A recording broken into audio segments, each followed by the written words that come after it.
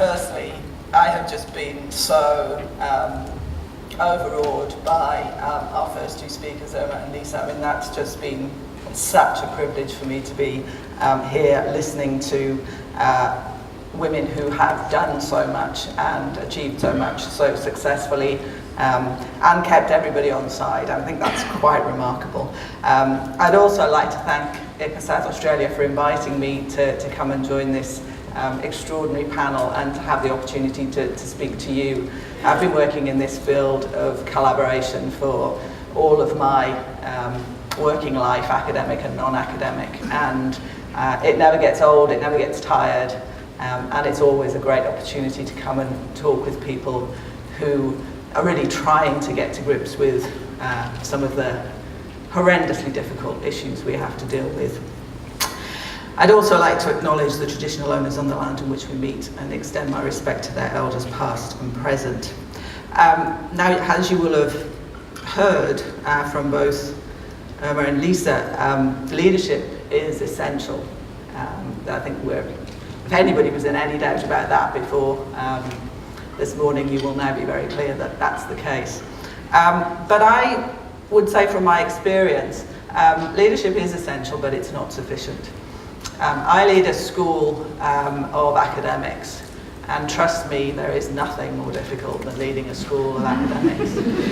Leading a school of academics that is a multidisciplinary school, so it's everything that we say we want in public policy education. It's multidisciplinary. I've got economists, anthropologists, geographers, political scientists, you name it, we've got it.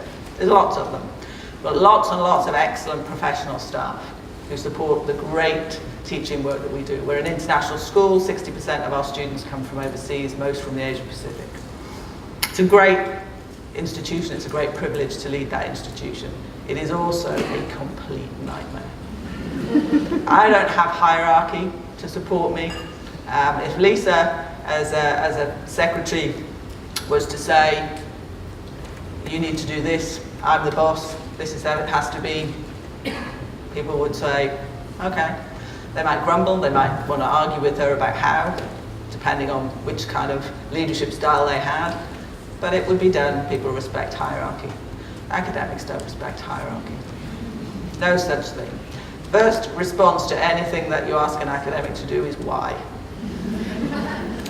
So I'm not going to go on with my personal pain of what it means to lead, other than to say I live my research every day. And that's a good thing. But I just wanted to share some reflections on what does the research tell us about collaboration and in complex times, and where can we get some insight so that we have an opportunity to get a head start. Now, a great place to start, and I've just seen it, is the document that you have on your table, which has some fantastic, I don't know who put it together, but whoever it was, genius. There's some fantastic advice in there, and if you do nothing but take that away and read it, you will be well on the way to doing some good and sensible things. So what I'd like to do is to just say, okay, what do we know? And how can this help us? And I will be optimistic in the sense that I firmly believe that collaboration is the answer to many of the questions that we face, but I'm also going to be realistic and give you a sense of some of the things we really need to think carefully about. So the first thing then, and this picks up on something that Lisa left with, the first thing is this question of clarity about why we're collaborating. So let me just start by saying, this workshop is dealing with two things. How do we deal with complex problems, wicked problems, call them what you like. So the outcomes are uncertain, we don't understand really the relationship between cause and effect, we don't know how necessarily to either build the bridge, let alone get across the bridge, so we need to improvise. So how do we deal with that? If collaboration is the answer to that question, then you also have to be aware that collaboration is in of itself something where we don't know if it's going to help us to get to the end point. We don't know what the relationship is between collaborating and the outcome we're seeking. We don't know what the bridge is going to look like. So we're dealing with two things. We're dealing with complex problems where there's a huge amount of uncertainty, and we're dealing with collaboration where there's a huge amount of uncertainty. And we're asking you to put the two things together and make it work. It's a big challenge. So that's why you need to be really, really clear about why you're doing it. There is no room for being romantic about collaboration. Absolutely care for people, absolutely be genuine, absolutely be authentic, but this is not a panacea. Collaboration is costly, and costly in terms of time, resources, expertise. So you have to know why you're doing it. Sometimes it is, like democracy, the least worst option. So you have to do it. But you really need to be clear about why that is. And if you're not clear, then don't do it, because it won't help. So in order to get to that point, then we have to get into some of the tough stuff about analysis and evidence. And this is really boring, but it's really, really, really important. You know, what are we trying to achieve and how will we know? Now this is hard when you have to acknowledge ambiguity. You might know what the end point is, but you might not have the first idea, whether it is a bridge or a swing rope or something else that you need to, or a boat or a canoe or whatever, that you need to get across to where you want to be. So we have to acknowledge ambiguity. So then we have to think about what are the methods that we have to intervene? What are the instruments that we have to hand, to use, that we know work, even if we don't know if they're going to work in a complex situation? What's the evidence that we're going to collect? So what do we already know? What are we confident about? Where are we lacking some confidence? Where do we know that we need to take a bit of a leap of faith? And how do we have, and this is the absolutely critical point, and again, both Lisa and Irma talked about this, how do we have this conversation and with whom? The analysis and evidence bit is not the bit where you as leaders huddle together and come up with, this is why we need to do it, and these are the kinds of things we want to do, and then you take that out. That's not how it works. For this to work, the analysis and evidence bit has to be done with all of those people who are going to be touched by what you're trying to do. That might be service users, it might be the private sector, it might be the not-for-profit sector, it'll certainly be politicians, citizens, whatever. But this is not about coming up with the perfect thing and then taking it out and saying, collaborate with us. This is about saying, this is a problem, how do we deal with it? And that's really, really scary for very, very clever people, because you will have to open yourselves up to, as Lisa said, very different ideas, and ideas from people who aren't experts, but they are experts in their own lives. And so that's, I think, a really important part and worth thinking about before rushing into what kind of collaboration. And this too is really, really important. When we say collaboration, what do we mean? Now, I'm not going to go into a lengthy treatise on definitions, but just to say, is what we're really talking about coordination? If so, there's certain things that we need to do. And we know what they are, and they tend to be on the safer end of things. Is what we need to do really about partnering, strategic partnering with key organisations outside of government, whether it's not-for-profit or private sector. Again, we've got a range of tools for dealing with those. Is what we're doing about co-production, where we're actually talking with service users to really redesign services and to give or cede some of the responsibility and authority to them, and to in fact divest ourselves as government and public sector agencies of things as part of that process.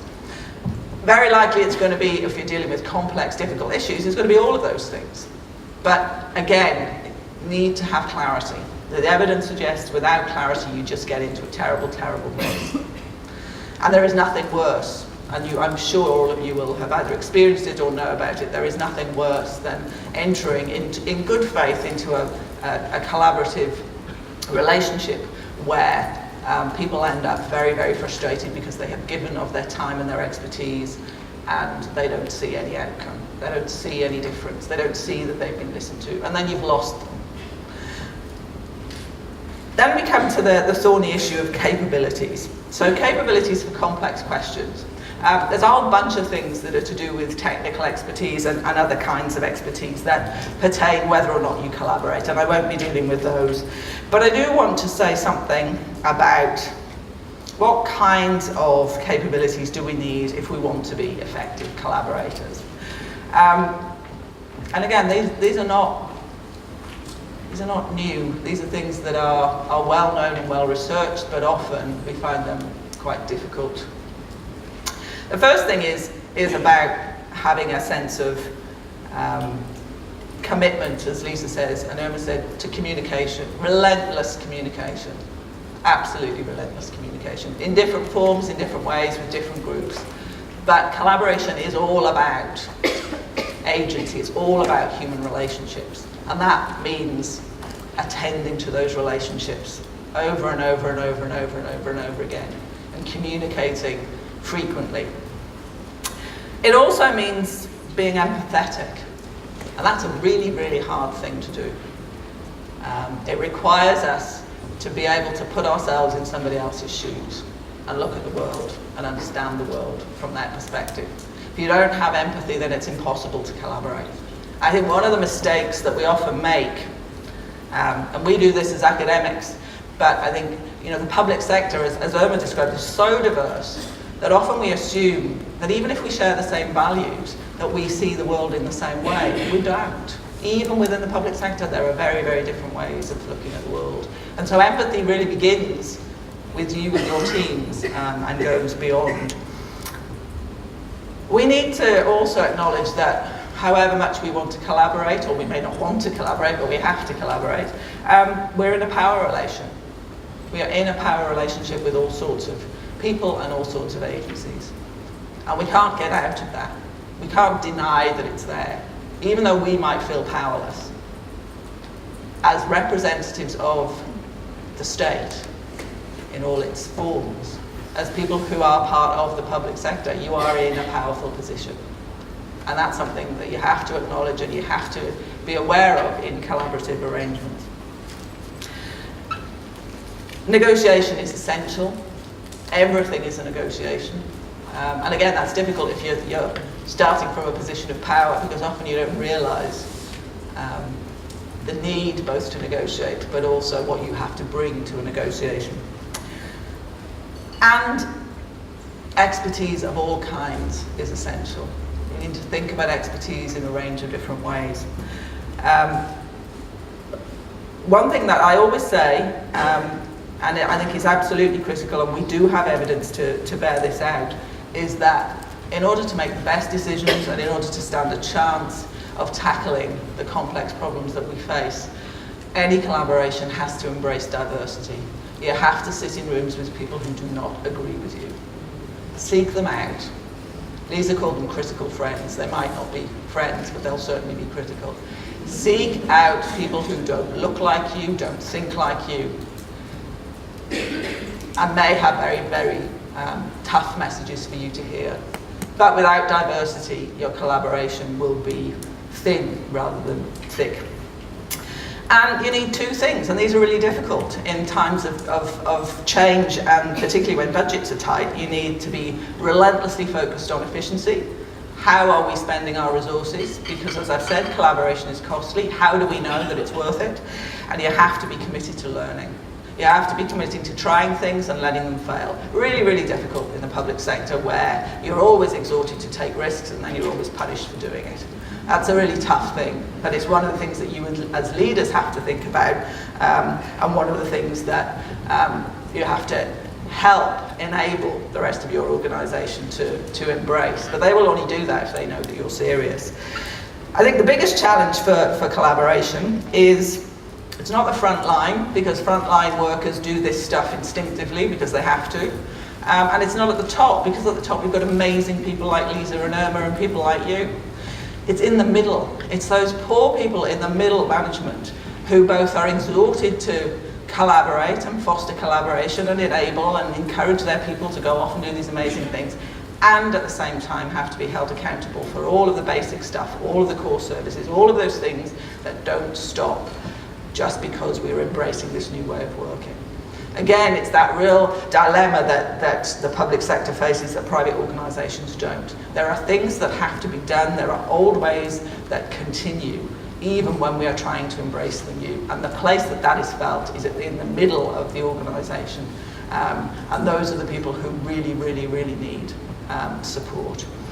A couple of things just to finish. The first thing is, none of this absolves you as the public sector of your responsibility as stewards of the system. The social contract that we have in any democracy between citizens and the state, that requires certain things from us as representatives of the public, if you like, guardians of the public good. And so collaboration is not a way of ceding that stewardship. It is a way to cede authority, sometimes over decisions. It is a way of making decisions about things we might not do anymore. But ultimately, fundamentally, in a democratic system, the stewardship of that system rests with us. And that complicates things further, but it's really important. And the last thing to say is, in my experience, collaboration's like housework. It's endless. It always needs to be done. Now, some of you may have the wonderful, wonderful privilege of having people to come in and do your housework for you, and that's fantastic, but it still needs to be done. And the key thing to success in collaboration, in my experience, is endeavour. It is about making sure that not only do you have all these pieces in place, not only are you doing the technical things, not only are you understanding the relationship between structures and agencies, but that you are doggedly determined and that you will endeavour, despite all of the setbacks, and there will be many, to keep on until the bridge or the boat or whatever it is that's getting you to where you need to be is built and is functioning. Thank you.